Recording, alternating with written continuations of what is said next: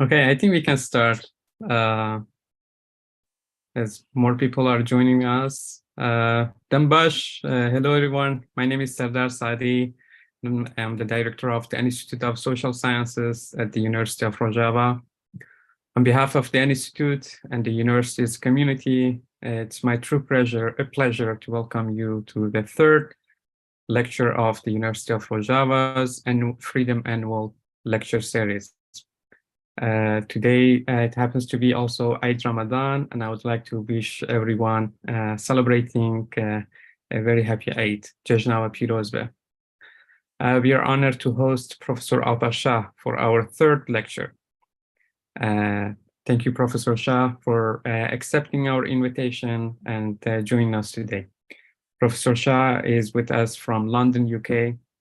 As many of you know, she's a professor of anthropology at the London School of Economy. We are also honored to have Dr. Dilar Dirik with us today to moderate this lecture. Dr. Dirik is a research fellow at the University of Oxford.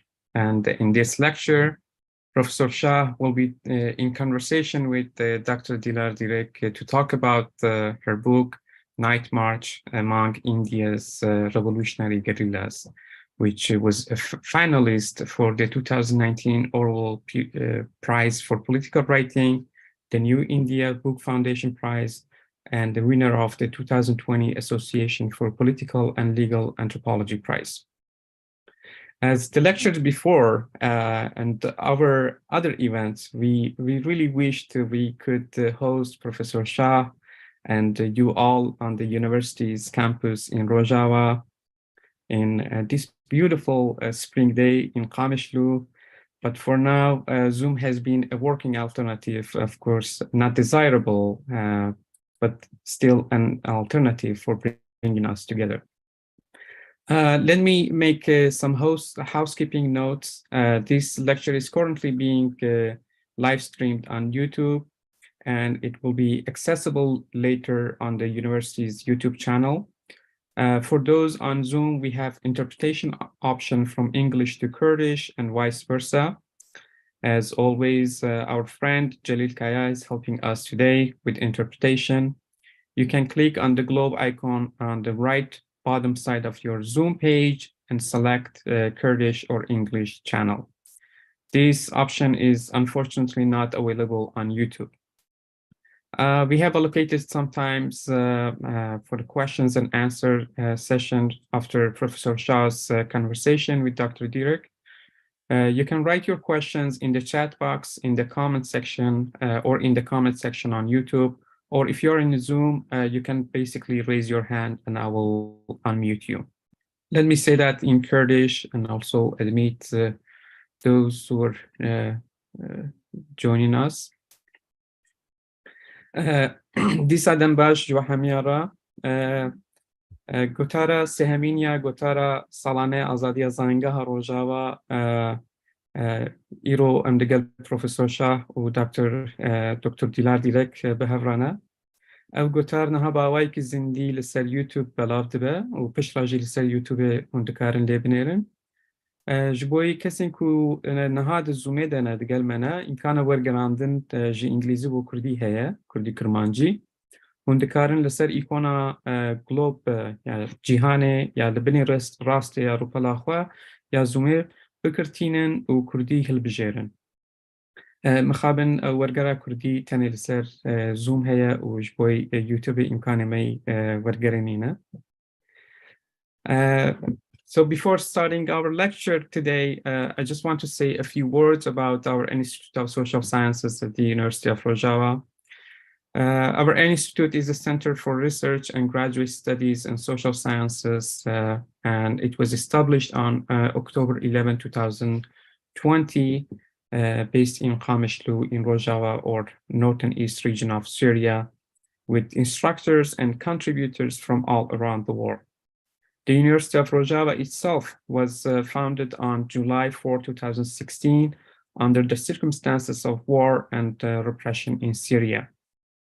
This university is a true example of how the people of North and East Syria, despite the embargo, despite the war, despite the years of repression and Turkish occupation wars against the liberated areas. They are keen in rebuilding their society, keen in rebuilding their institutions based on the emancipatory philosophy that the Rojava Revolution started in 2012. I'm Ustad Shinda Dawood, the co-president of the University of Rojava. Was supposed to do an introduction about the universities, but today is, as I said, it's Eid Ramadan, and we always have some connection issues with our friends, colleagues, and students in Rojava. But maybe by the end, if she's able to join us, she would do a welcome on behalf of the University of Rojava. So before leaving the screen to Dr. Dilar Dirik to moderate our lecture, let me also introduce her. Dilar Dirik is a postdoctoral research fellow at the University of Oxford and holds a PhD in sociology from the University of Cambridge. She's an activist in the Kurdish women's movement, and she has written extensively on the Kurdish struggle for a range of publications. Her latest book, The Kurdish Women's Movement, History, Theory, Practice, was published by the Pluto Press in 2022. Dr. Dirik, I'll leave the screen to you.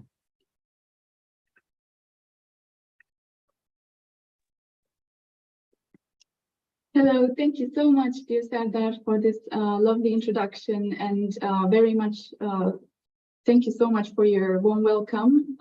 Eid Mubarak to everybody who's celebrating Jejnawe Pirozbe. It's truly an honor to be moderating the annual Freedom Lecture given this year by Professor Alpa Shah. I very much look forward to listening to her insights today, and also a very special thank you to Jelil Kaya, who will be interpreting this conversation. So today's lecture will be structured in the form of a conversation around Professor Shah's book, Nightmarch, Among India's Revolutionary Guerrillas, which, as Sardar mentioned, was published in 2018 simultaneously by Hearst and HarperCollins India.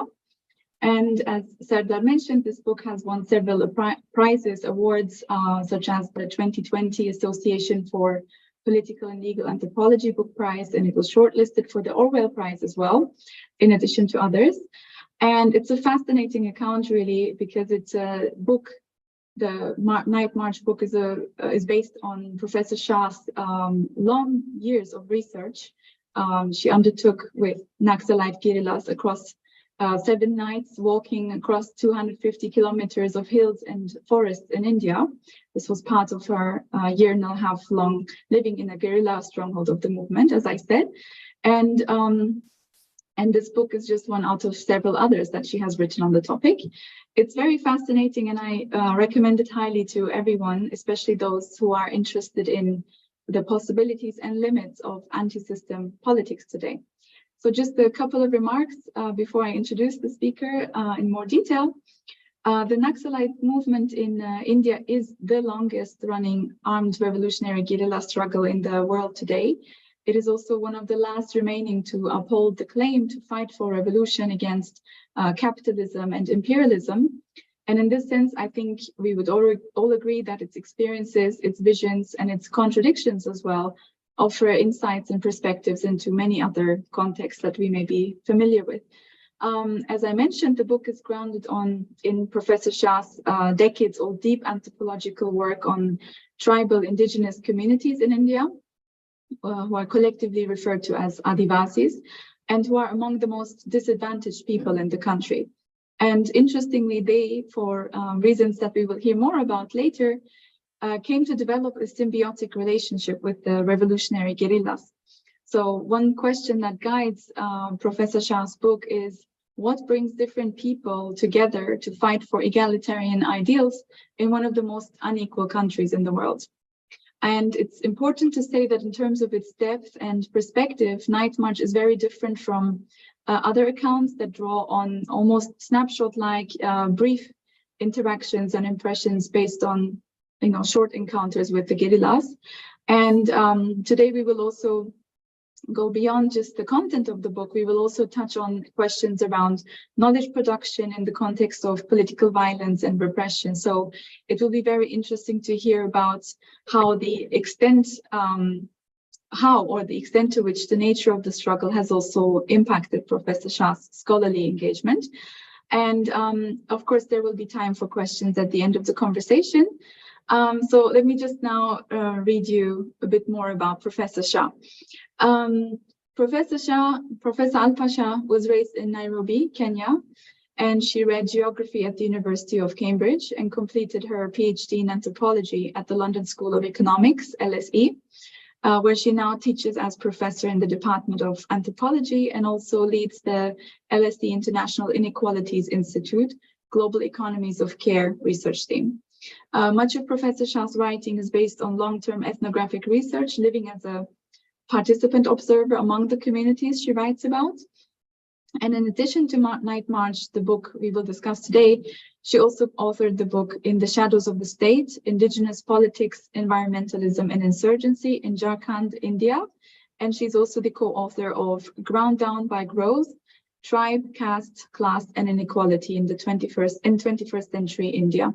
She has also won several awards for the public education and engagement that she produced around these topics. Among other things, she reported for BBC Radio 4 and the World Service on several occasions, including presenting and recording the radio documentary India's Red Belt for Crossing Continents. And she also co-curated a major photo exhibition behind the Indian boom. So it's truly a pleasure to be in conversation with Professor Shah today. Welcome, and thank you so much for your time and your meaningful work. Thank you, Dilar. That's so kind of you for such a generous introduction.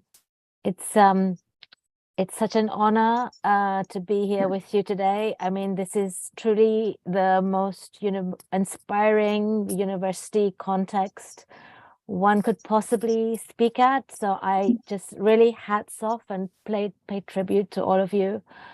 Thank you for inviting me. It's on the one hand, it's so inspiring and makes you feel, all kinds of possibilities. Things can happen in the world. On the other hand, it's also deeply sad and moving, I guess, to be here with you today. I would like to pay tribute to all the martyrs of the two movements that unite us, the Kurdish people's movement, and also the movement that I spent so much time with, the Naxalite movement. I think they have a lot to share. I also like to remember a colleague, a very close friend who sadly passed away some years ago, David Grable, through whom actually I first heard about the Kurdish movement. I remember him talking to me one day quite excitedly, and he said, "Oh, I've been asked to write a forward to one of Abdullah Öcalan's books from that he had written from prison, and what do you think, should I do it or not?" And I looked at what he'd been asked to do, and I read about Öcalan, and I thought, yeah, you have to do it, of course you have to do it, and I think that was like, that opened my eyes.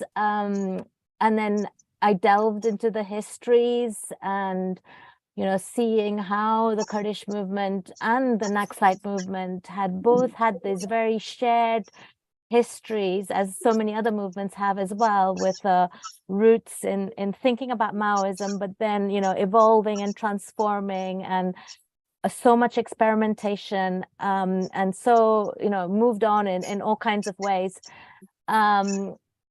And yeah, so I'd just like to, I guess, remember the martyrs of these two movements. My colleague, I'd also like to remember all of the people who are in prison right now, in both contexts, in the state of Jharkhand alone, which is one state in India where I worked and spent a lot of time. The last records I had a hold of, was that there were more than 4,000 prisoners in the jails of Jharkhand. This is a remote forested region of India that they're full of people who've been imprisoned as alleged Naxalite revolutionaries. They've been put in prison without any trial, just have been, rotting there. The people who tried to bring attention to their plight, who tried to get them out of prison, who filed petitions in court saying, at least begin these trials. Why are all these people in jail so many years later without any trial? They themselves have now, in current India, been jailed as Naxalites themselves. These are human rights lawyers, intellectuals, academics, human rights activists, who've all been put in prison. One, Father Stan Swami, he was in his 80s when he was imprisoned in 2020. He was the one that had done this study on these prisoners in the jails of Jharkhand, and he was imprisoned with severe Parkinson's disease and during COVID. And because he filed this petition in the High Court asking to, release these prisoners, and he passed away in prison under judicial custody. Himself, his trial hadn't begun. Himself as an alleged Naxalite. So, this revolutionary struggle, which has been in India, for more than, I guess it takes its roots in 1967 in a little uprising in the town of Naxalbari in the foot of the Himalayas. But it's spread across India and sustained itself over the years. And today the armed militants are reduced to very small pockets in forests in different parts of the country. And they're basically on the run because of extensive counterinsurgency operations against them. Most have been killed, but on the other hand, the whole idea of the revolution, Naxalites, has gained a whole new life, partly because of the repression of the Indian state, calling anybody a Naxalite and putting people in prison who are dissenting against the government or calling their actions into account. So this is the context in which we speak, in which we have this conversation, in which we share this lecture together. And I think there is so much shared also with the people who are in prison in Turkey, but also other states. I wanted to, just pay tribute to all of these people today. So thank you. And thank you so much, Sardar, for inviting me. I can't imagine having a better interlocutor. I've been dying to speak to Dilar since I read her book on the Kurdish women's movement. It is such an inspiring book, recording the histories and voices of women who've been struggling all their lives for freedom. And so I'm just delighted to have this opportunity and for you to moderate it. Thank you for doing that, Dilar. Thank you so much. Thank you so much. Really, everything that you said means so much, I think, to everyone listening. And thanks very much in particular also not only commemorating people like David Graeber and many of the people who have died also in the struggle, but also of reminding us of the contemporary context. And I hope we will get to that as well. So how about we start by you telling us a bit more about the context. So what is the Naxalite movement? You've already mentioned a couple of things, but also who are the Adivasis in India and what's their relationship? Can you give us a bit of context on that?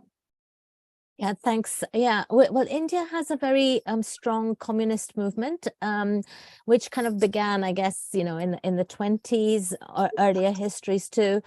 And the Communist Party itself is, there have been various different branches of it.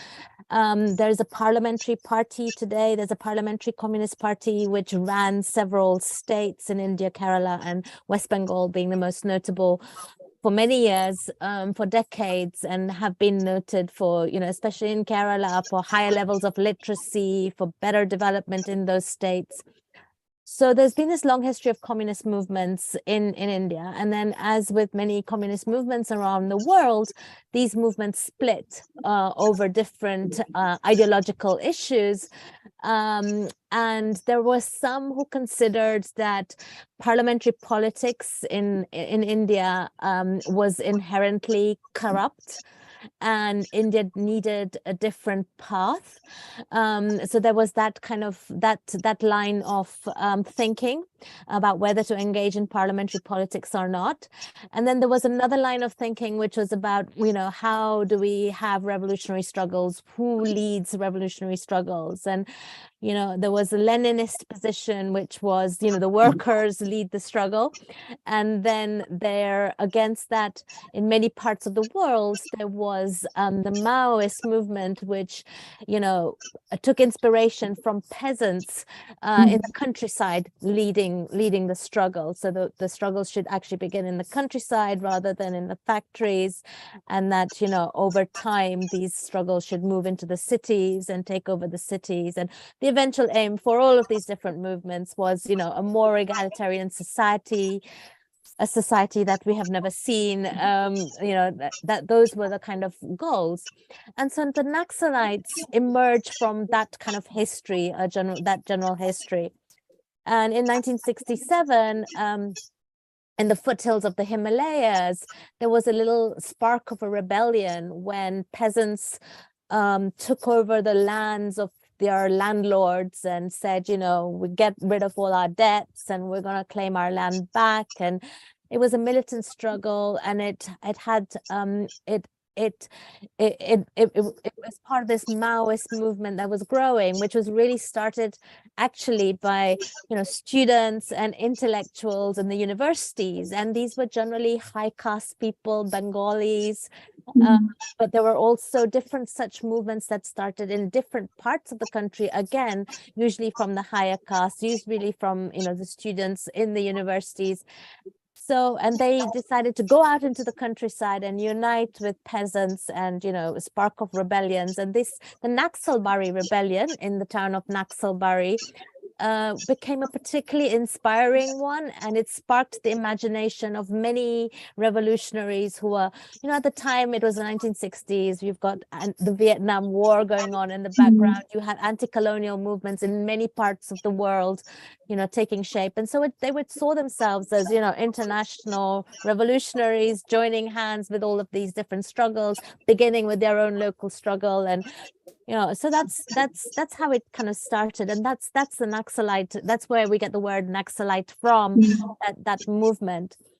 And so this movement then, there were various periods of state repression, and in the 1970s, virtually, everybody was put in prison, and the leaders were killed and or died in prison. But then people came out after a number of years, and the seeds of rebellion and the spark of revolution carried on. It carried on, sometimes overground, sometimes underground, with different kinds of manifestations. And so what you see today, the Naxalite movement today, is part of that long history. Sometime in the 1980s, they were working mainly in the agricultural plains of India, and there was intense state repression, and they thought, we need to kind of search for better guerrilla terrain, because we are so exposed in the plains. When the police come, there's nowhere to hide. You can hide in the rice fields when the rice stalks are high, but where do you go when the security forces are descending on you? You can't really hide in the mud huts so easily, because they're burning them down. And so they sought better guerrilla terrain, and they ended up in the middle of India, which is hilly, forested, in the states of Jharkhand, Chhattisgarh, Orissa, northern Telangana. These are kind of northern Andhra Pradesh, Madhya Pradesh, these states which are very forested, which the Indian state has not really cared about for many years. The only interest it's had there was it is a place where there are some of the richest mineral reserves. So these hilly forested areas, you'd get mining corporations coming in and you'd get them coming and taking the resources. But in terms of development, there are no roads in most of these villages. There were no people lived in mud huts, very low development indices, very low literacy rates. And the Naxalites, if you remember, the leaders are really coming from this, very educated. Many have PhDs and master's degrees. They're coming in and they're moving into these areas, and they're trying to start to mobilize in these areas. And these areas house India's indigenous people who are called Adivasis. Now there's 84, well, actually now there's 100 and something million Adivasis in India. It's a large population. Now there are all kinds of different tribes. Some are Christianized, others are not, but they share certain characteristics, and they, in terms of development indices, they are like thought of as the poorest communities in India. And historically, many have retreated away from the forces of the state and away from caste society, which is, Indian society is, as you said, Dilar, extremely hierarchical, and the caste system of religiously hierarchical groups, which, you can't escape from because you are born into those structures and you cannot change your caste. And this is reproduced down the entire hierarchy. There were groups who tried to run away from that, and they sought refuge in the jungles, and these were the Adivasis.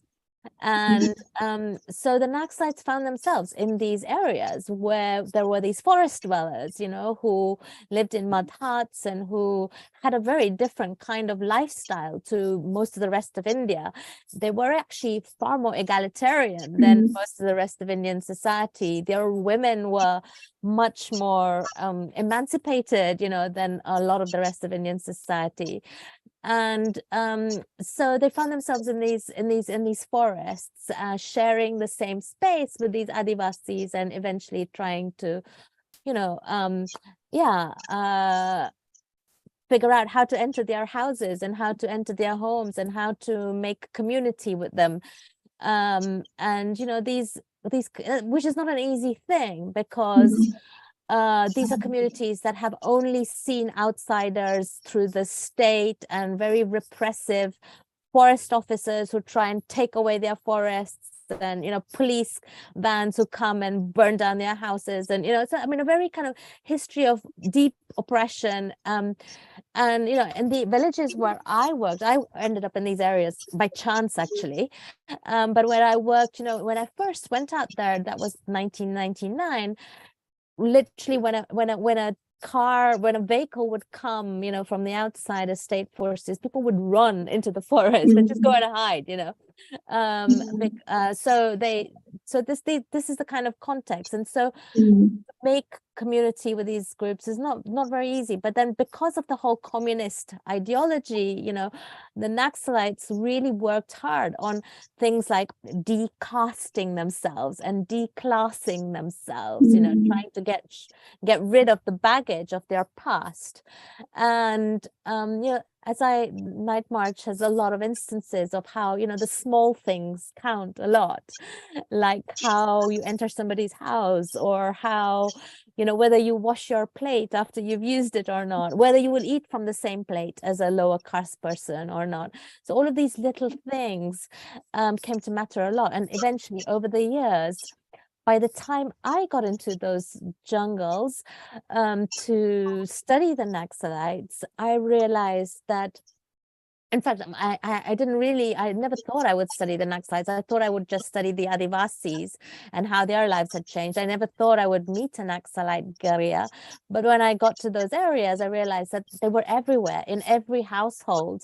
Everybody had some connection with the Naxalites, the guerrillas in the jungles. You know, they'd either, you know, spent some time with them themselves, or had an aunt or an uncle who had, or, you know, so it's very hard to draw a separation between the people and, you know, the guerrillas.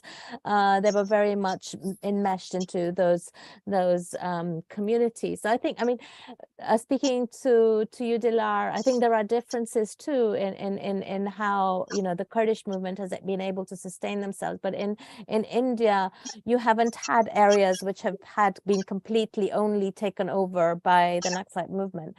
And now, of course, it's a very different story, because I arrived there in 2008, and the massive counterinsurgency operations started at the very same time. So the entire areas are now covered by the military forces of the Indian state in places where I lived, where at that time there were only mud roads, where the security forces would not dare enter unless they came in troops of 500 or more. They'd walk, because they were afraid of the manual landmines that the Naxalites had laid under the ground. You know, so now those areas are tarred. There are barracks even in the place where I live. There is a huge camp of military forces where they would never come before, except for on coping operations. So it's a very different story. Now those areas are all, you know, electrified. There was no electricity in any of those regions when I lived there and worked there.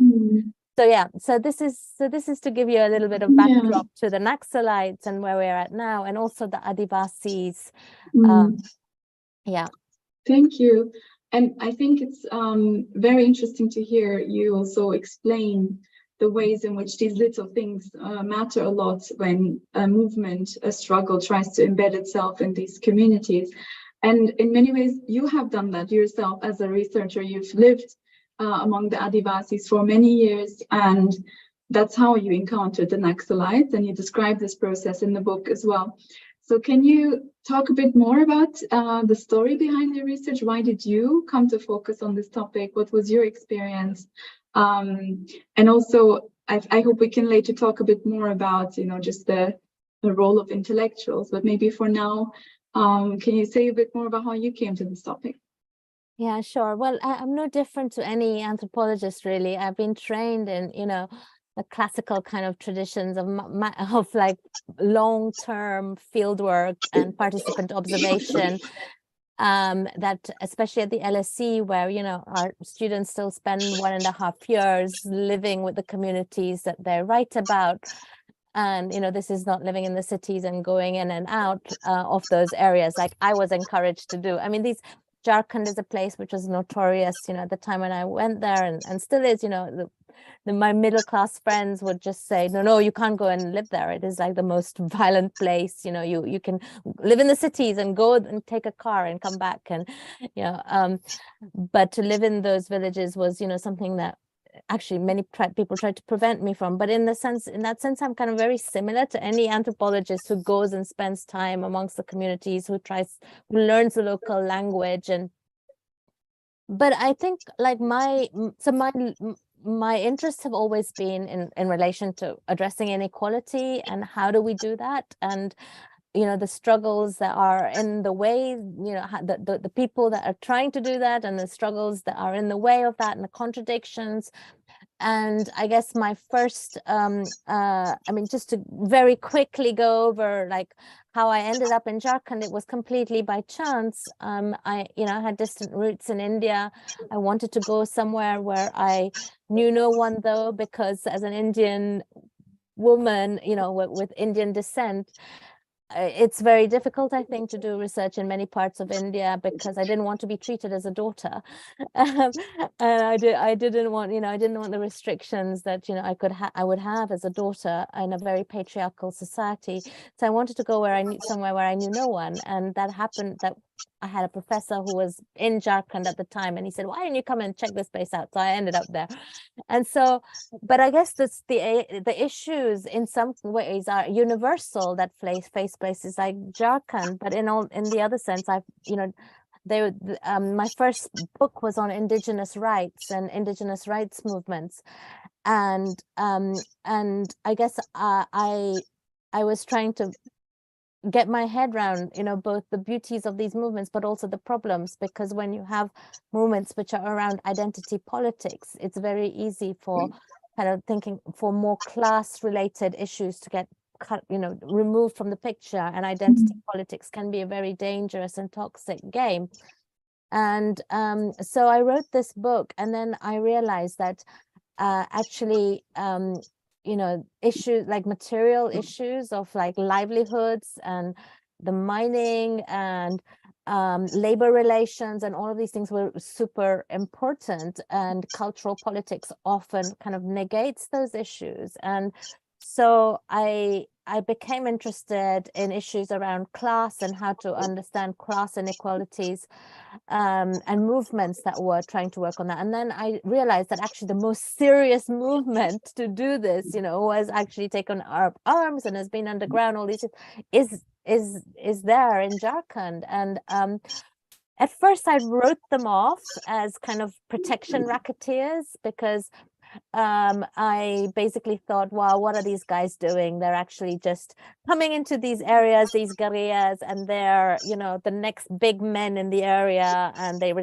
displace the politicians, and with their arms, they're able to take over all the regimes of controlling, how funds around development get used and how roads get built and who gets the money from that. And, systematic corruption is part of a feature of Indian society in many contexts, and certainly was at that time.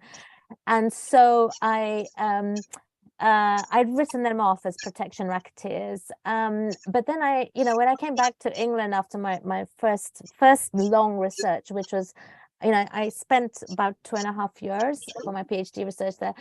Then I realized that, more and more Adivasis seem to be joining this movement, indigenous people. So I thought, like, people whose houses I'd lived in, and I thought, I've clearly got something wrong, I haven't understood what's going on, and I need to kind of go back and understand how and why so many Adivasis who nobody cares about have been joining this movement.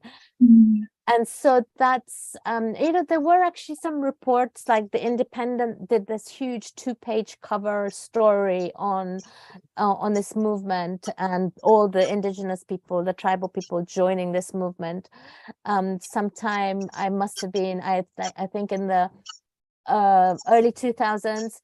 And so there were a few like little reports coming out internationally, but otherwise there was silence. And then so then I tried to go back for a long period of time, and as you know, it's kind of quite difficult when you're an academic and you start teaching and to make that happen. So I wasn't able to make that happen until 2008. But little did I know then that India would liberalize its economy in the 1990s, and then after that which basically ended the protection of industry and businesses in the country, and it opened its arms out to multinational corporations and investment. And as I said, these areas have the richest mineral reserves in the world. So there is coal, there is iron ore, there is bauxite, and multinational and corporations of every sort, Vedanta, SR, POSCO, Ambani, Adani, Mittal. These are all the Indian ones who are now, Adani, you may have heard about, until recently was the second richest man in the world. But he in this big revelation that, you know, he's been involved in the world's kind of greatest corporate con in history, his ratings have now collapsed a little bit over the last year, since this January 2023 Hindenburg research in the US. But, you know, but Adani was trying to get into Jharkhand. Everybody was trying to get into Jharkhand and Chhattisgarh, the neighboring state, and Orissa, all of these the mining belts, which was the Adivasi belt, which was also where the Naxalites were. So as a result of that, they started these huge military operations, and villages were burnt down in certain areas like Chhattisgarh. Vigilante movements were created on the ground. You know, people started to turn against each other, so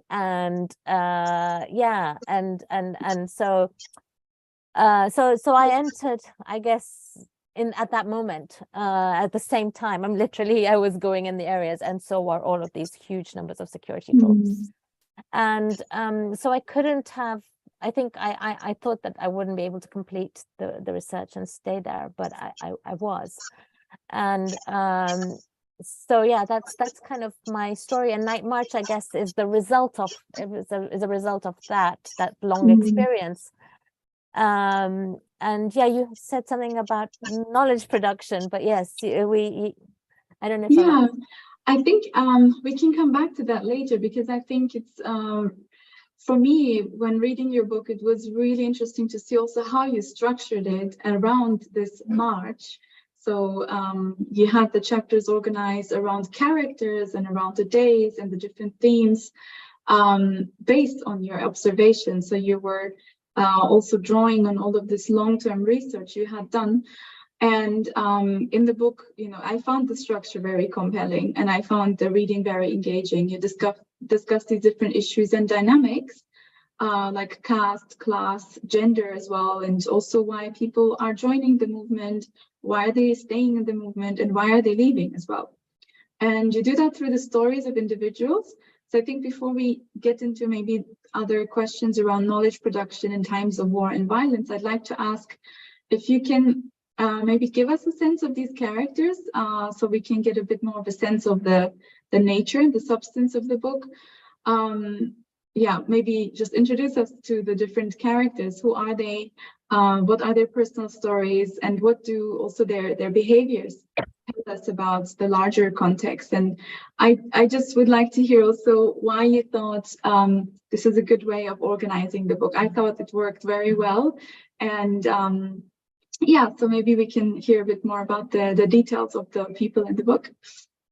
Thanks, Dilar. Yeah, I mean, the book took a long time to write. I wanted to, I guess, when you come out of the two questions, the characters and what they say, and why I wrote them in this way, they're kind of connected, because when you come out of a context like that, I think when everybody was being hounded as terrorists, when there were such intense military operations going on, I think my first impulse was, I have to write a book as fast as possible, and its point has to be that these are not terrorists. You know, all these people that are being labeled as terrorists are not terrorists, and you know, I wanted to just share what the humanity that I found bubbling in those forests, and I wanted to write a book as fast as possible to show that.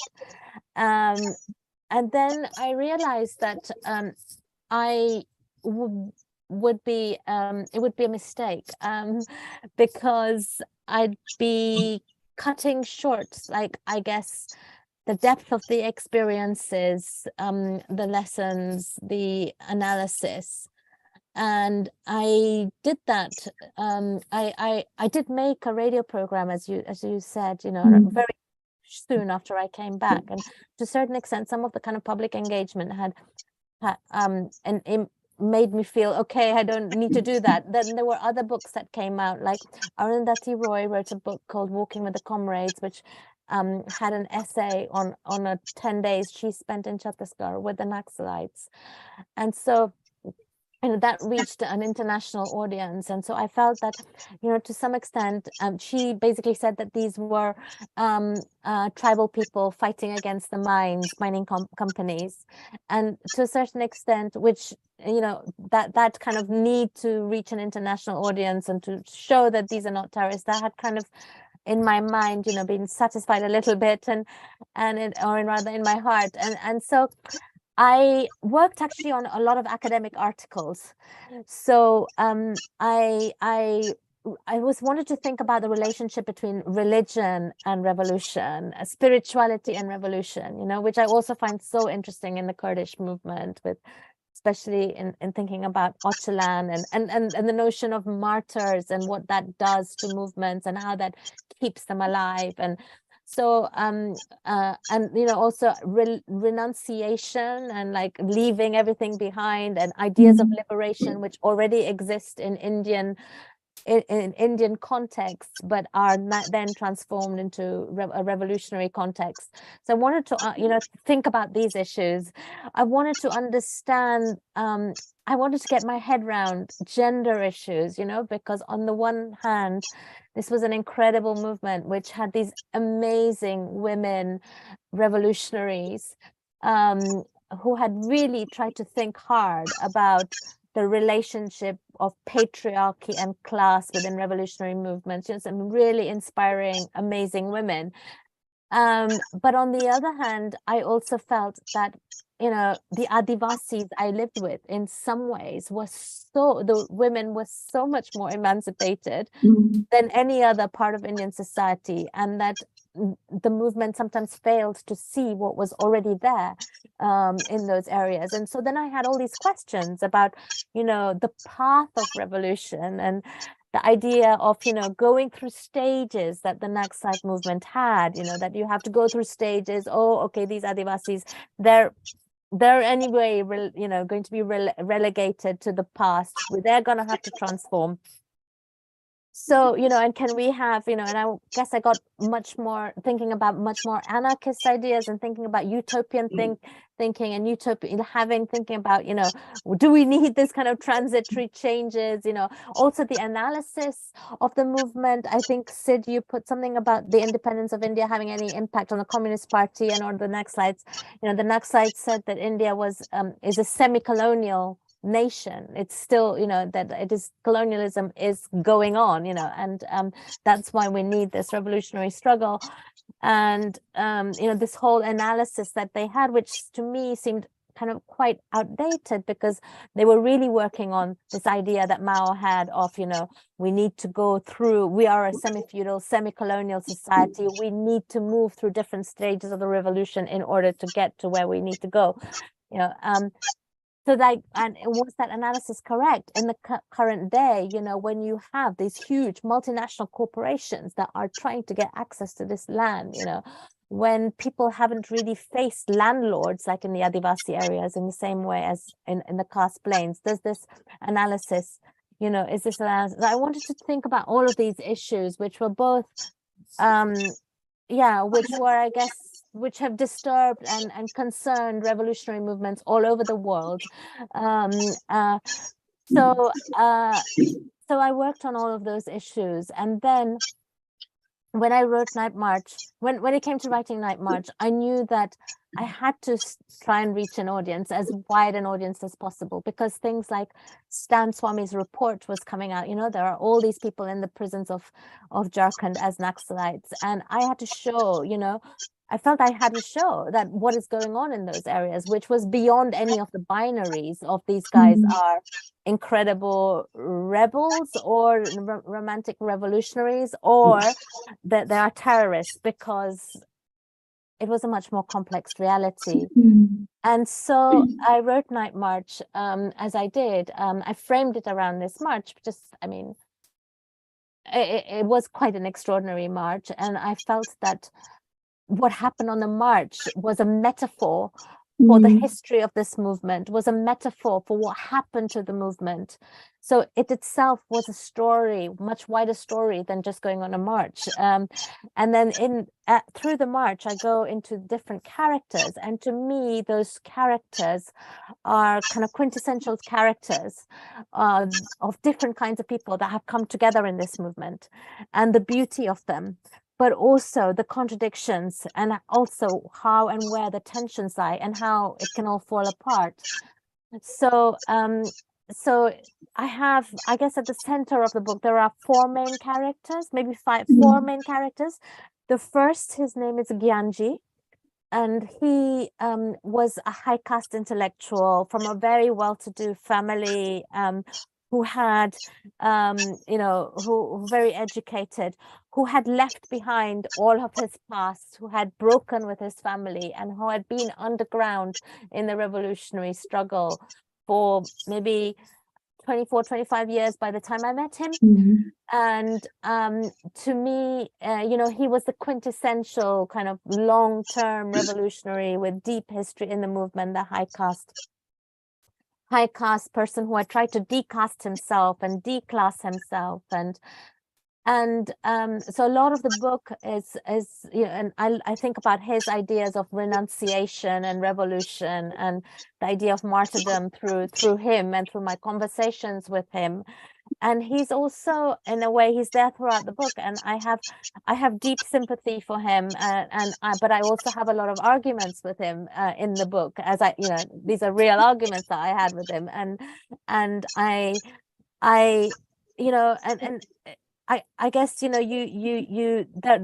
throughout the book there is a deep critique of the movement as well, and what emerges is also things that the movement itself is thinking, but people inside can often not say those things, because when you are under fire and you are so much under threat, and you start questioning your own movement from within, the risk of breaking it is like even higher. So sometimes it needs sympathetic individuals or outsiders to say some of the things that are in the book. And so it's with that kind of spirit, a deeply empathetic, sympathetic, but also deeply critical perspective that I wrote the book. And so there's Gyanji, who is that kind of quintessential leader with and can I say, he sounded some of the sections when you described his character, his behavior, his way of thinking, it really reminded me a lot of Kurdish guerrillas and the culture in the guerrilla movement. Absolutely. I really thought that, I really thought that's where the parallels really will lie. It's very, very interesting. So I'd love to talk to you more about that. And yeah, then there are three other characters. One is Kohli, who was my bodyguard. He's a 16-year-old, and he's an Adivasi. And his father had a tea shop in the village where I lived, in the Adivasi village where I lived, and he joins the movement. Mainly, he had a fight with his father over a cup of spilt milk in the tea shop, and children having fights with their parents, it happens all the time, and what I show through him is basically how he had this fight, and and so he went and he said, I'm leaving home, and I'm gonna go and stay with the guerrillas. And so he went and approached, the zonal commander of the area, and the zonal commander actually happened to be friends with his father. And the zonal commander says, no, you can't come, your father really needs you in that tea shop. Go back, I'm not taking you. And then, but eventually Cody finds his way, through some other method to join the guerrillas in the forests, and he in the end, he becomes my bodyguard on this night march. And what I'm trying to do through his story is tell a wider story of how it is that the movement, these high caste intellectuals, how they're able to embed themselves amongst the Adivasis, who are coming from such a different background, and to such an extent that that a child can feel that the guerrillas Guerrillas are a home away from home for me. You know, I can leave my own family and go and spend some time with it if I want to, you know. And so that's what I'm trying to explain. And how is it that they did that? And so I trace the history of this movement and the causes it took up, but also I really talk a lot about the small things, you know, as I said, as we're talking, the small things that count, which enabled them to basically, yeah, be, you know, embed, I guess, the emotional, intimate encounters, which in the end allowed them to become a home away from home. So just in case I wasn't clear, so there are all of these villages in which Adivasis and people live, but then there are the Guerrillas who are living in the forests, and because of the state repression, they are moving every couple of nights, so no, they can't stay in one forest for more than a couple of nights, and so they are constantly on the move. And sometimes they have big camps when they feel it's safe, and people, Naxalites from all over the country, come together and for a week or so in these camps in the middle of the forest, which then will disappear. And in fact, Nightmarch starts with that. I start at one of these camps. I went to interview a leader that I hadn't met in the 1.5 years I was there, and so it starts in one of these camps. But they're, just to say that they are kind of mobile the whole time, you know, they can't live in any of these areas for any long period of time. So when Kohli goes, you know, as a home away from home, he's actually going to live with the guerrilla armies, and many children used to actually tease each other, oh, you got fat, you know, you've been living with the guerrillas, you know, because in the guerrilla armies, you know, you get food and you're treated reasonably well, although of course you're in the struggle, you know. And so yeah, that's Kohli. So he's one of those. He allows me to tell that story of the intimacy of insurgency and how this movement is able to embed itself, and also you know, the flip side of that, developing these family relations, is that, you know, it's like the Achilles heel, you know, of any movement, because then the same problems that happen in families end up within your guerrilla armies, you know. And so that's there's a kind of contradiction that takes shape there. But then the third character is Vikas. Vikas was the platoon commander of the platoon that I marched with. There were 30 people, and we were joined by other platoons at some points over the 7 nights. And Vikas was not somebody I liked a lot. I had met him previously, and he was an Adivasi too, and he, you know, at a point in the march, I feel that he's, you know, leading us into a police trap, and he's the kind of, through him I tell the story of what is also happening through this movement, which is that, you know, it's bringing the forces of capitalism and also the forces of caste closer into Adivasi societies, ironically. And the person like Vikas, who, you know, is responsible for taking funds from different contractors to fund the movement, in fact ends up, you know, they call it taxation. Vikas ends up pocketing the money and building himself a nice house in the city, and all of this is going on while we're on the march. I didn't know about all of this, but later on, you know, at the end, what happens is he forms a gang out to kill the guerrillas, and in fact he himself then gets killed later on. And so he's so through him I show, you know, how these contradictions can arise within movements, and how, you know, gangs can also form from the revolutionaries, and how they can undermine the revolutionary movement itself, and how and you know, how that arises, and so I examine those kinds of big issues about the relationship between capitalism and revolutionary change, and how can you have non-capitalist structures when you have to immerse yourself within capitalism. And so I think these are things that are universal within revolutionary movements. You have to think about them all the time. And then the last character is Somvari, who was a woman, Adivasi woman I lived with. And I won't say too much about her because we already talked a little bit about revolutionary change and patriarchy and how these different women come together. And through her, I tell the story of how these high caste women who have these wonderful ideas about women's revolution and women's liberation, how in fact, the campaigns they end up taking, anti-alcohol campaigns, end up hurting people like Samvari, the Adivasi woman I lived with, because they failed to recognize the local cultural significance of alcohol and sharing that openly and equally within Adivasi communities. It was not a taboo thing, and so again, so she allows me to tell this broader history of different feminisms, that how do we bring together different feminisms, and these are big debates within the feminist movement.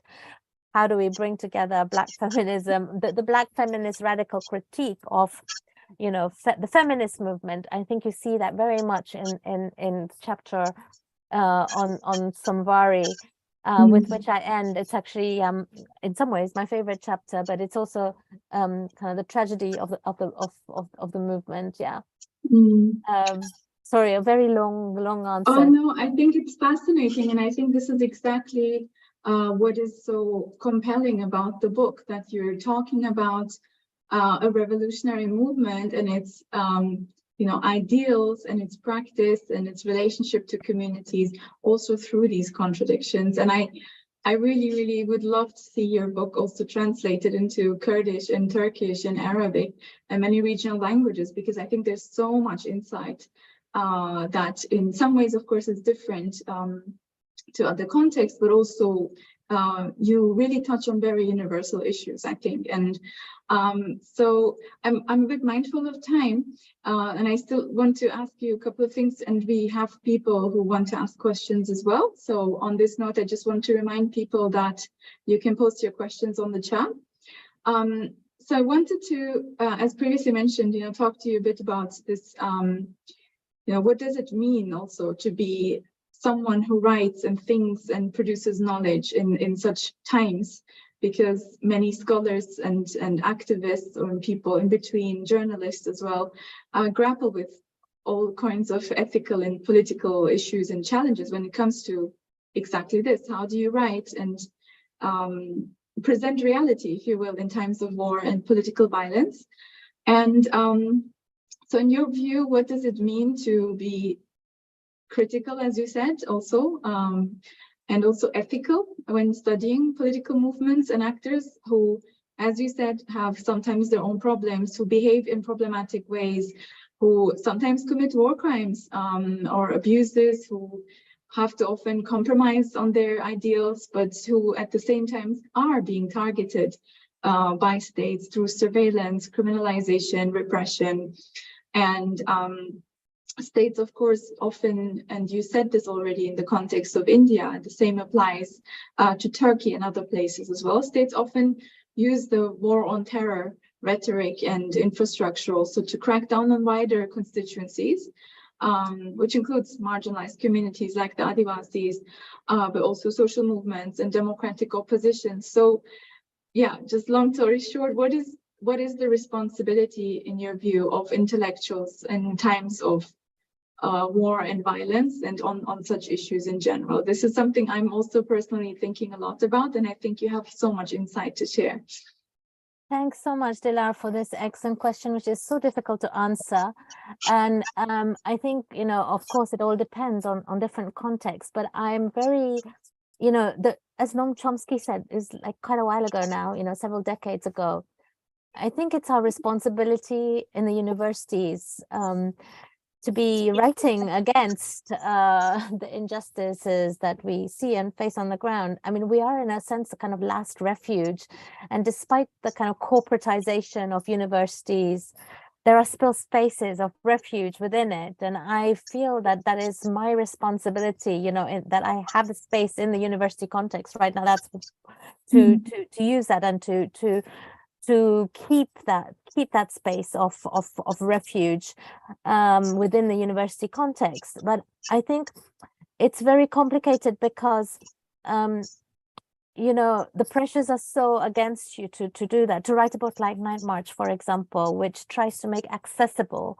very difficult, complex ideas and a movement and issues, wider issues to a wider world. You know, you're going against what the university's telling you to do. You know, the university's telling you you've got to write your academic articles and your academic books, and you know, so I had to take a lot of tough decisions. Well, they weren't tough. You know, I knew I had to do that, but you know, in the sense that I think. On the one, so I'm not, you know, if I wanted to be with the movement, I would just have gone underground, right? And so I feel like I have a sense of responsibility of having the independence to say things that others can't say, especially people in the movement.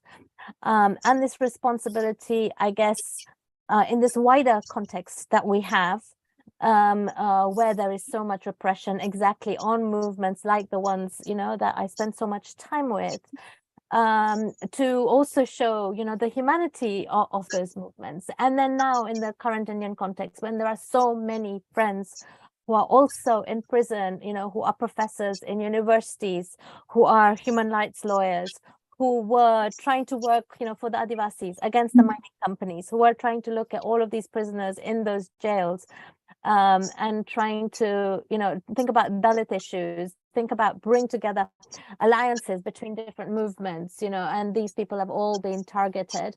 I feel that now the responsibility is like even bigger, to, you know, keep, you know, to think about our context and what we can do from within those contexts. And I think for me, people like Noam Chomsky have been a real inspiration, but also in terms of writing, Orwell, and, you know, he has this amazing piece called Why I Write, and where he talks about making writing as a, how do we make political writing into an art?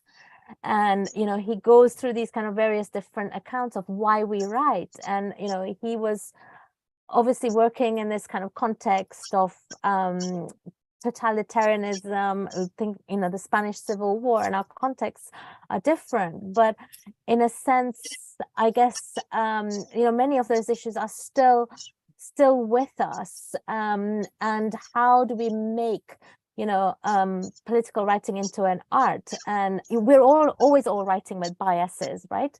Whether we say it or not, we are writing with different biases.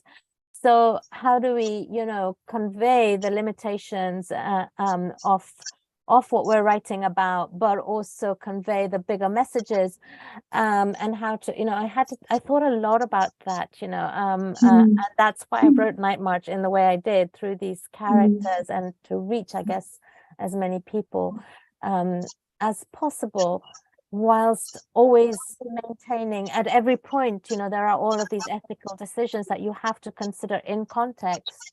And, you know, of course, there's all kinds of things, like simple things that which are actually very important things, like anonymization, and how not to, you know, obviously my first concern is that the book can't be used against anybody I write about, and how to anonymize, and how to, you know, I mean, so these are all things that you take decisions about it all the time. But at the end of the day, I could have not written. I could have written just obscure academic articles which were in some, you know, journal somewhere which no one would read.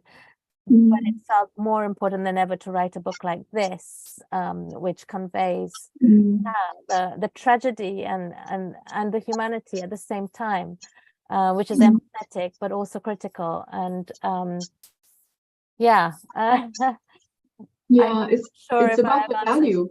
It's about the value of knowledge production as well, right? In times of change and radical transformation. Yeah. And, you know, why have these positions, you know, I mean, in this context? Otherwise, just give them up, and we use the different places we're in, the different contexts we're in, to do what we can. And that's a very important perspective, I think, and which takes me also to the last question I wanted to ask you, definitely before you know, before the end of this event in general, and also we will still have time for questions, is about the current situation, because I think in the preface of the new edition to your book, you also talk about what has been going on since the publication, since the first publication, and about the ways in which the Indian state has in recent years been taking the counterinsurgency efforts also to new levels in terms of military response, but also by targeting wider sections of democratic sections in society. You already gave us examples of people who have recently been arrested, all these crackdowns that are happening, the shrinking of democratic space in India in general, and how that is also linked to the fight, the military fight and the intelligence fight against the Naxalites. So I think this again kind of relates also to this point of responsibility of writing, right? Because whatever is written, the kind of discourse that is available also can sometimes directly, materially impact the situation. So my question is, what happened to the people in the book, and where do you see the situation going for the Naxalite movement, the Adivasi community, but also perhaps, it's a big question, but for democracy and dissent in India more generally? Thanks for this very big question, but what happened to the people, I kind of write about it at the end of Nightmarch. Unfortunately, Gyanji was arrested and imprisoned. I don't have contact or connections with the forests anymore, but I know that Kohli disappeared and didn't come back home. Vikas, as I said, formed a gang out to kill the insurgents, the Naxalites, and got killed himself.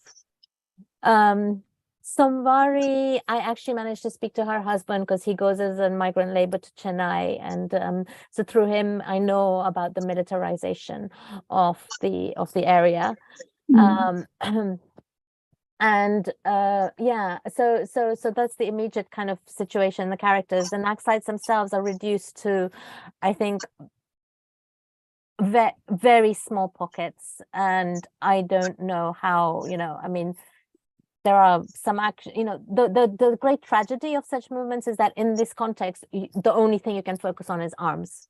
By this time, there is no space left to do anything else. And that's one of the, excuse me, sorry. That's one of the points, yeah.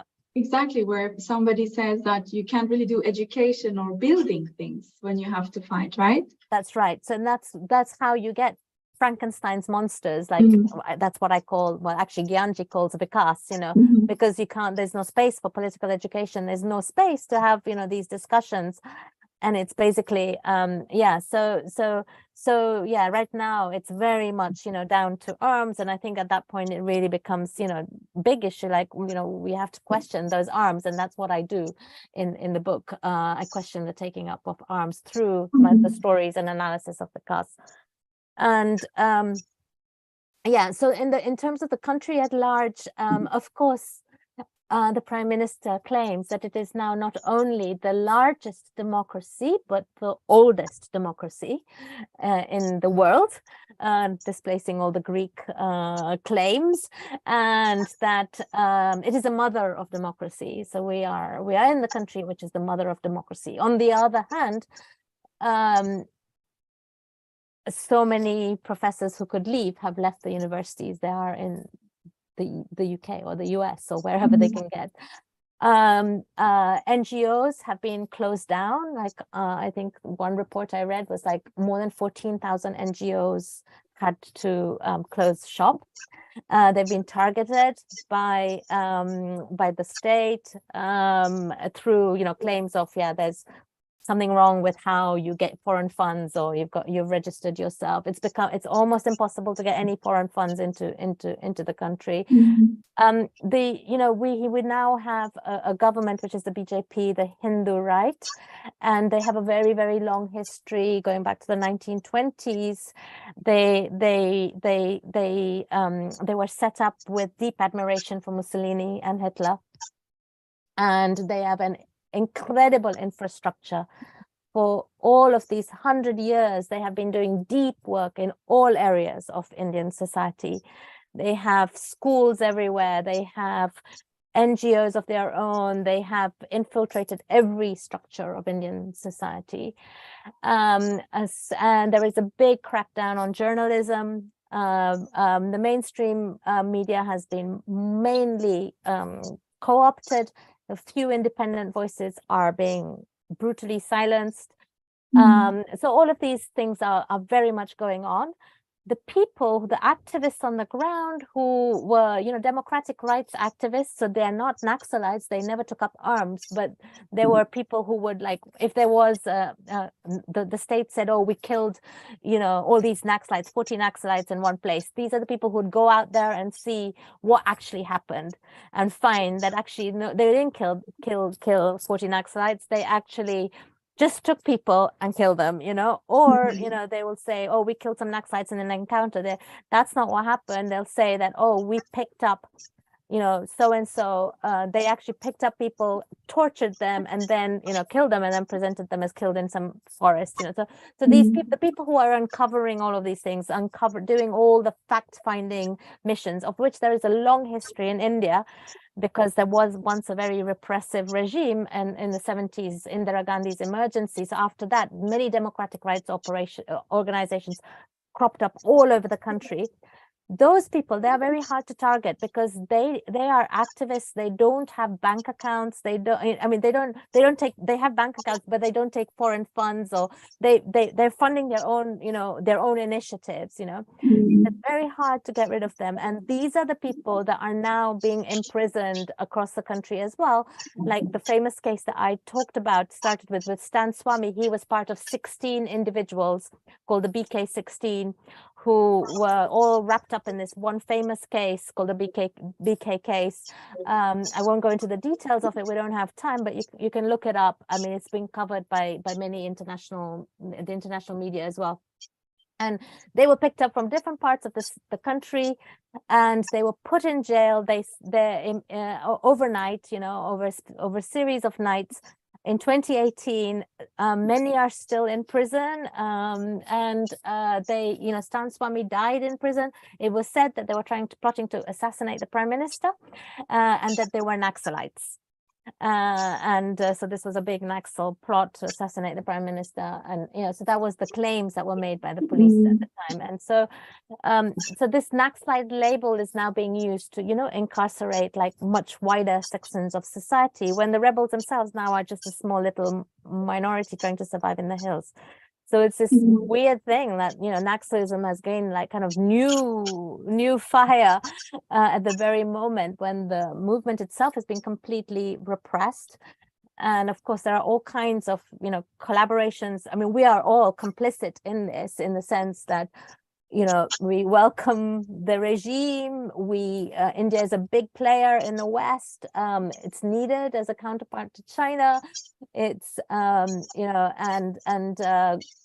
India's the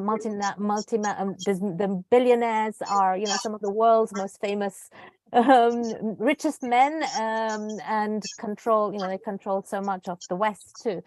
So, but this is what we're seeing in the world. I'm actually writing.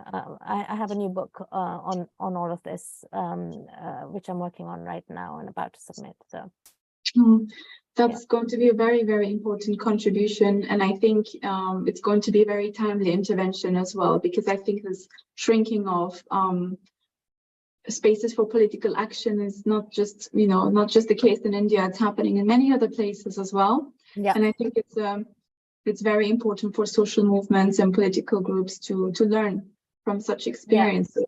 And the spread of right-wing forces. I mean, Erdogan, it's very similar. They have close relationships with. These global circuits, these global connections enable this kind of rise locally and regionally as well. So I know we could talk so much more about many of the aspects of the book, including the question of ecocide, and many other things that I would love to learn more about. And I have learned so much from your book. And thank you so much for your time. I want to spend the rest of our time here with the questions. There have been a couple of questions from the audience. If it's okay, I'm just going to read them to you. One person is asking, did you witness caste hierarchies within the Naxalite movement? Of course, you've touched on this already, but maybe you could elaborate a bit more. Are there subtle covert ways of how it is practiced as upper castes headed these movements generally? So maybe you want to say a few more words on that? Yeah, thanks so much for that really important question. And yes, so the book has lots of instances of how difficult it is to decaste yourself or declass yourself, and how it kind of creeps in, even though you might not want it to.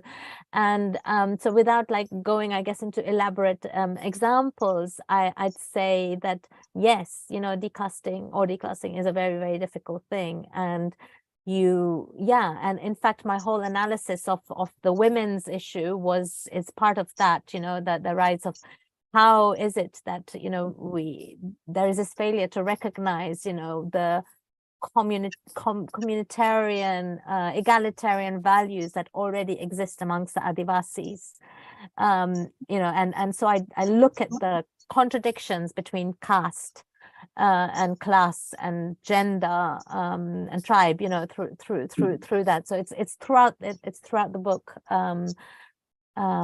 these tensions.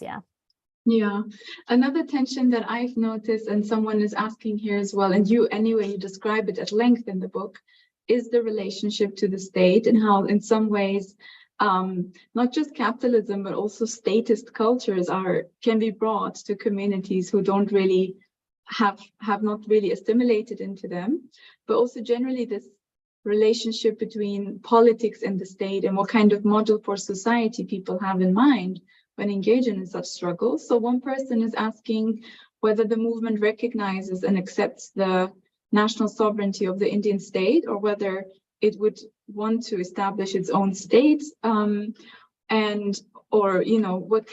does it see the state in general, what kinds of mechanisms it puts forward to administer the life of the masses. So that's how the person posed the question. Yeah, such a great question. Again, it needs huge, long, elaborate answers and many aspects to this actually. But I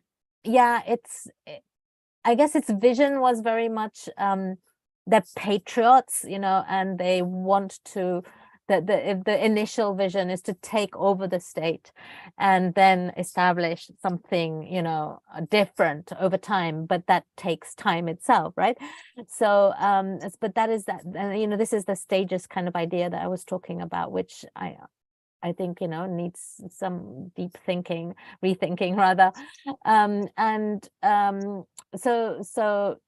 then there were all these debates, around the nationality question, for example, whether certain regions which were fighting for autonomy should have their autonomy, but they were still within the framework of the Indian state. So, they were supportive of the autonomy of the Northeast or of Kashmir, even thinking about, autonomy of indigenous people.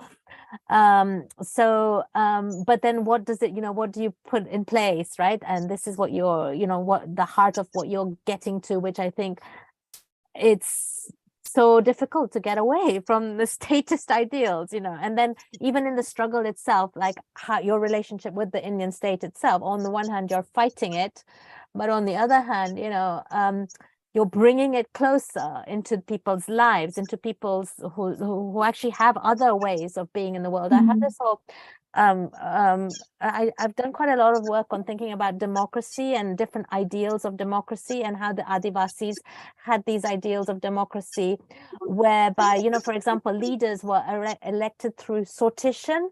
So anyone could be elected, and the baton was passed on every 3 years. And so it's completely different ideas to the statist idea of democracy. And then the Naxalites themselves, they weren't working with this. They had their own kind of quite statist ideas of organization and hierarchy. And movements, like there were certain movements where on the one hand you're against the state, but on the other hand, when state development programs are coming into the region, you're not saying, oh, don't bring them. You're saying, oh, make them better for the people, And so I discuss a lot of this in the book, the tensions around this and what that results in. you're not being anti-state, but then on the other hand, you're actually encouraging the reach of the state amongst people who were anti-state. So yeah, that's so interesting. And I just want to say to people, you can also raise your hand, or if you want to make a comment or ask a question verbally. But right now I'm not seeing anything, so I'm just going to ask you in the meantime, just to follow up on the last point you said. What do you think the Naxalites could actually learn from the Adivasis and the question of autonomy? Are there any concrete things that you, or principles or values? I mean, you described this at length and you've mentioned some of these here, but for example, on the question of gender relations and also maybe thinking about these more embodied ways of egalitarian values that you've observed among the Adivasis. So versus, this kind of party program being applied to communities that don't really operate along traditional capitalist kind of mechanisms. So, what do you think? I think like a big one, like so many things, there's so many things, but a very, very big area, which I know that was considered a weakness already, within the movement by some of the more progressive people in the movement, was the whole question of ecology. And, there is so much to learn about alternative ways of living, because these are communities, the Adivasis, they're so wealthy. I mean, they're not wealthy in terms of income or assets, or, they don't have anything, but they're so wealthy. There's such rich knowledge of how to live in the forest with the environment, how to, thinking about all kinds of things, even like the type of house you live in, even like, how to use, the different kinds of forest products, the different kinds of approaches to infrastructure. And so that's just I think it's so rich. And so I think the whole area of ecology is like a big learning area, apart from so many like values, gender relations being one of them, ideas of democracy being another. So a huge, like lots of unexplored, uncharted kind of areas, because I think they had this idea, we'll come and we'll set up agricultural cooperatives, or we'll come and set up schools. But what if schools of that formal sense aren't really the kind of thing that's the best thing for these areas? What if agricultural cooperatives, that comes from a particular tradition, but in fact there might be other ways to organize agriculture. And also, what about forests, and so thank you. So there's another question which says, would you say Naxalites see themselves in a wider network of revolutionary and indigenous struggles? Which connections do they pursue, if any, across India or the world? And I just want to say also, just in Kurdish briefly, Gerhun Tukhwazin Persek Kurdish Bikin, Heval Jelil Dikari Barkarawi Bikin, Yani Derfata Jihaya, Dikarim Kurdish person. Just quickly said, people can also ask in Kurdish and there's translation. But if nothing comes up, this might just be the last question. So go ahead. It's a good last question if it is, but I'm very open to more questions too. But very much, of course, they see themselves as internationalists, they see themselves in alliance with many other movements across the world. And I think that there were in the past like attempts to unite, different movements, and certainly representatives like going to places, but as the repression became more and more, it's been very difficult. I mean, there are figures like Subcomandante Marcos, it's like people cite his poetry. And so, Zapatistas were an inspiration. And I am sure that the Kurdish movement would have been a real inspiration, but I didn't come across the Kurdish movement in those forests.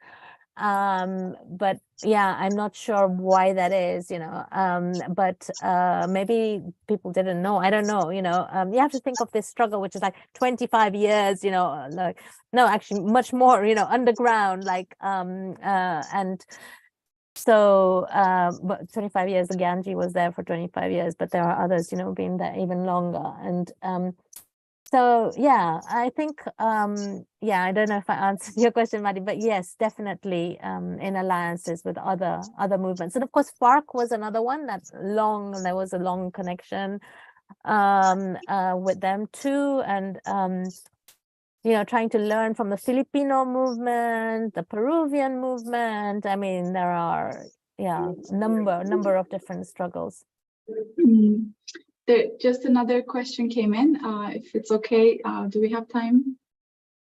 Alpa, is it okay to take another question? Yeah, we'll take one more. Yeah, sure. Okay, so this person is saying that they would like to hear more about how it was for you to return to academia after the ethnographic experience with the revolutionary movement, and how did you learn to reconcile the two worlds? They are saying that they've read your article on the revolutionary potential of ethnography in How Journal, and whether you could comment on what lessons to rethink ethnography or maybe academia did you learn, and what limits you have to accept? This is a very important question. Yeah, important and huge question. You cannot reconcile the differences, you know, the tensions. They're ongoing, they're every day. Every day you have to negotiate the tensions. And at some point, maybe it is that, you know, we can't work in the universities anymore. The space is just too narrow and too closed. But I think that, you know, there's a lot of inspiring things still, you know, like students and colleagues too, and being in the university context. Ethnography, I think, is, you know, of the classical sort, can be, as I wrote in that piece, can be quite revolutionary. It doesn't mean that usually it's been used for very conservative ends. But I think, yeah, in that piece, I try to chart a path. I'm very skeptical of the let's just get rid of, you know, certain traditions because, you know, some big white men, you know, set them up or something, you know. I think that we're always learning and transforming and taking things and doing creative things with them, so I think a subject like anthropology, which really takes people seriously, that aren't often heard about, and spends time with them, learns languages. I think there's many revolutionary things within that, the concept of how the subject can be done and taught, and so that is like quite, it keeps me going. It's quite inspiring. You know, not to deny all the abuse that has gone on in the world with the subject, you know, and but yeah, it's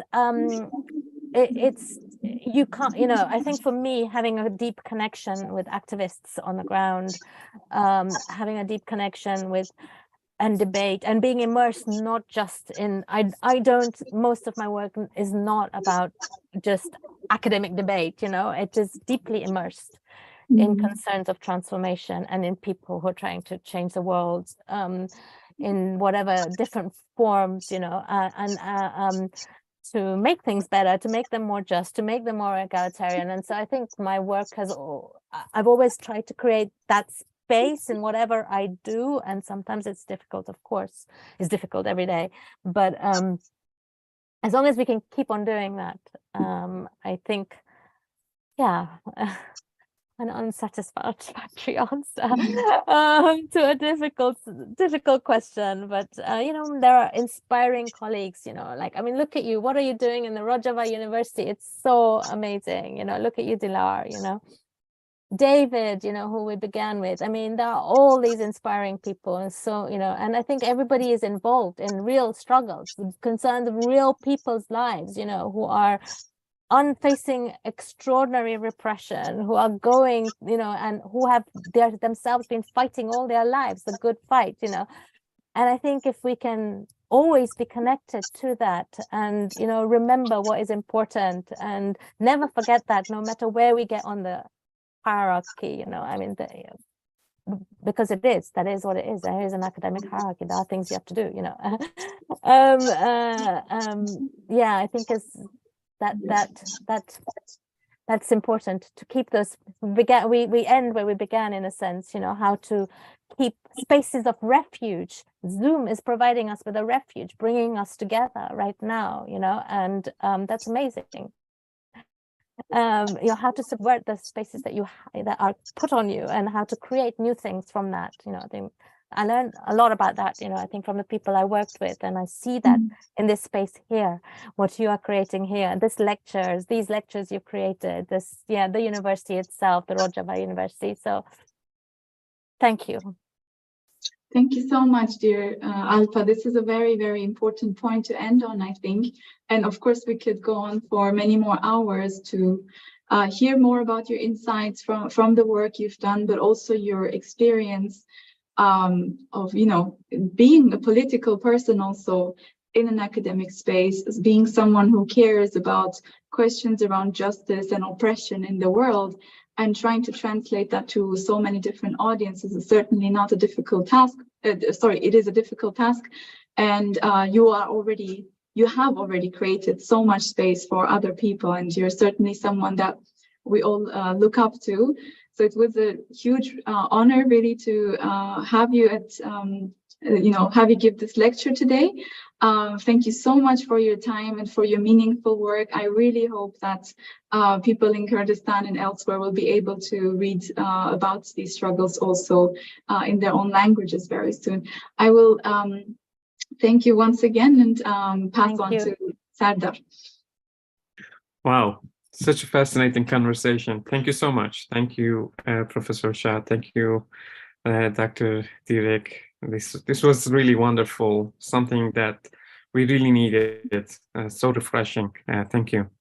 And I just want to say, I just finished my thesis 2 years ago, not 2.5 years ago, and your book and your writings, they have been so illuminating, and anthropology, the kind of anthropology that I really wanted to do, to think and theorize my own doctoral research about the Kurdish movement, and finding so many similarities, so many points of convergence between the two movements. It was just fascinating, and it gave me hope and inspiration that academia can be a place of